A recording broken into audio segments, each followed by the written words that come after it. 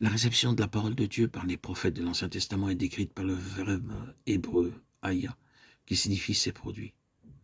Ainsi, le sens littéral de l'hébreu est « la parole de l'Éternel s'est produite à un tel ». Dans d'autres traductions, c'est exprimé par le mot « vint ». La parole de l'Éternel vint à un tel. Il s'agit ici d'un événement et pas simplement de mots prononcés.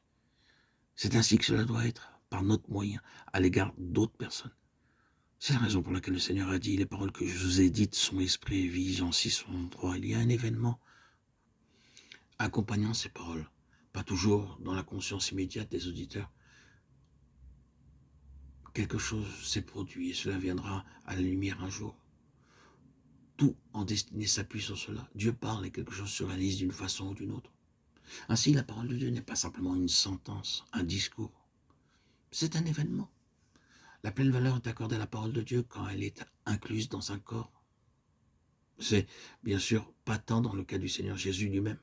La pleine valeur des Écritures fut atteinte lorsqu'elles furent incorporées en lui personnellement, quand il put être dit « et la parole a été faite chair, et elle a habité parmi nous pleine de grâce et de vérité ».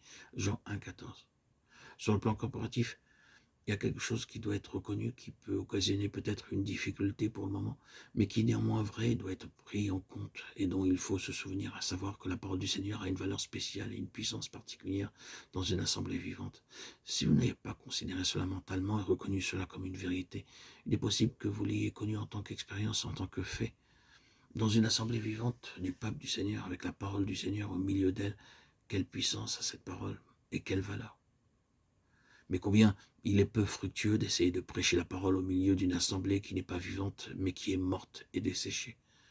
Cela peut être la parole du Seigneur, et dans toute la mesure où le prédicateur est concerné, elle peut être prêchée dans la puissance du Saint-Esprit. Mais combien elle est de peu de profit. Quand vous avez une assemblée réellement vivante pour le Seigneur, un corps frémissant de vie, quelle valeur, quelle puissance, quel fruit il y a dans la parole.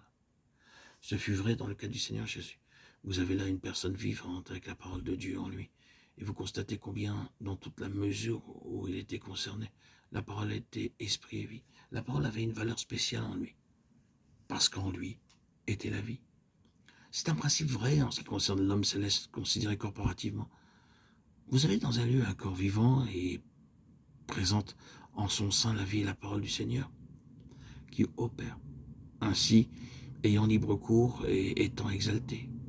En marge de cette compagnie, il peut y avoir des inconvertis et d'autres qui n'ont pas conscience de l'esprit, mais le fait que le Seigneur a un noyau de personnes vivantes parmi eux donne de la valeur à la parole qui la rend bien plus puissante, bien plus efficace que là où ce n'est pas le cas.